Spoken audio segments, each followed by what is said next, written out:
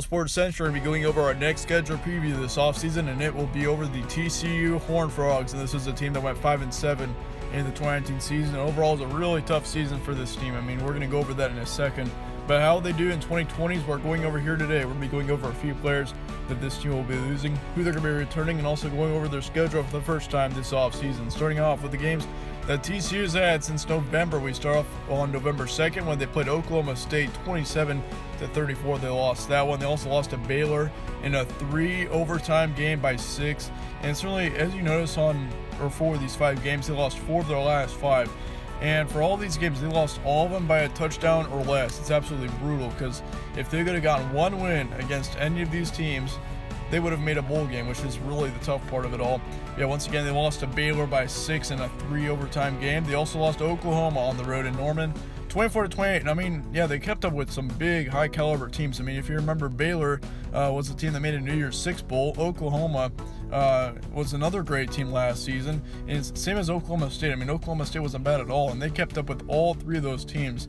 And they just were not able to get a win in the end. But yeah, nonetheless, they were 4-3 between September and October, and they were 1-4 between November and the rest of the season. Moving on to the returning production for TCU, moving on to 2020, and the returning production ain't much better, quite honestly. I mean, this team, now they had so much potential going into 2020. I mean, I think I gave them a ranking actually at some point last season, and yeah, I mean, last season they definitely had the talent to be able to do so, to be able to make a bowl game. It just didn't really work out that way, but they returned their top quarterback in Max Duggan, which he was a big part of this team. He had over 2,000 yards of passing with 15 touchdowns and 10 interceptions. He also had 500 yards of rushing with an additional 6 touchdowns. So yeah, Max Duggan was a big player for this team, and of course, if he could just lower down the interception rate, I think that'd be a huge benefit to this offense. They also lose their top running back in Darius Anderson. That's going to be a really tough loss.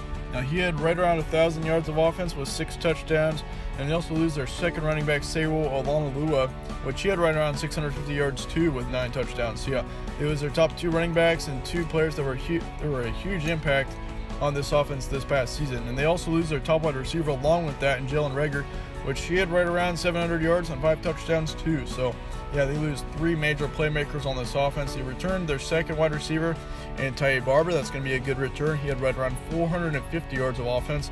And they also returned their third wide receiver in Tyviolence Hunt, which he had just over 320 yards with 1 touchdown. So yeah, they do return their second and third wide receivers, but otherwise, losing your top 2 running backs and your top wide receiver is going to be really tough to deal with for TCU heading into 2020. They also lose 2 offensive linemen, 1 linebacker, and 4 in the secondary. This secondary is losing a ton, and that's going to be a big downside, I think, heading into 2020 for this defense. They also lose their defensive tackle, Ross Blacklock, because, I mean, if you don't know, he's actually expected to be a first or a second round draft pick heading into this NFL draft. So he was a major standout for this defense. And will there be a decline in 2020? And I hate to say it, but yeah, there's going to be a decline in 2020 for TCU. I mean, I know you went 5-7 in 2019, but you were that close from going, 5-7 to 8-4 was super close for you guys. Of course, once again, that November was absolutely brutal for you guys, losing 4 games within 7 points. Yeah, it's really, really brutal that it had to turn out that way.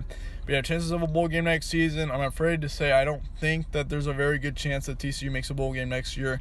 Once again, they had the talent this year to do it. I mean, you had 2 really good running backs.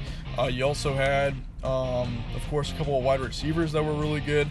And then Max Duggan had a decent season. So yeah, this TCU team definitely had the potential to make a bowl game and do some great things, but it just didn't work out that way, and that's just how some seasons are. But yeah, moving on to your schedule now for TCU. They start off the season at Berkeley against California on September 5th. Then you got Prairie View A&M on September 12th. You go on to play SMU on the road after a bye week to finish off September. And then October consists of Oklahoma State at West Virginia, Kansas State, and then at Baylor. Then you finish off October against Oklahoma at home. Then you got Iowa State to start off in November. You got Texas on the road. Then you got Texas Tech and Kansas to finish off your regular season. And yeah, here's what I'm expecting. I'll give you guys 1 guaranteed win, and that's going to be against Prairie View A&M. And once again, we don't go over every game in our schedule previews. We will be going over every game in our actual prediction videos coming out this summer. But yeah, nonetheless, I can give you a record estimation of 3-9 to 5-7 for TCU. Once again, it's just going to be a really tough season considering You had a ton of talent last season, and you're losing a whole lot of it going into 2020. And unfortunately, once again, you were so close to a bowl game, it just didn't really work out. And then, once again, that's just how some seasons are. But yeah, your record estimation 3-9 to 5-7 for TCU heading into 2020. If you disagree with any of this, I'd like to hear you guys' thoughts. Let me know in the comments below. If you'd like to show some support, I'd really appreciate that as well. Be sure to slap a like on this video and subscribe if you enjoyed it. It really helps out, and I really appreciate it once again. But thank you guys all for watching. Stay tuned for more from All Sports Central. I will see you all later.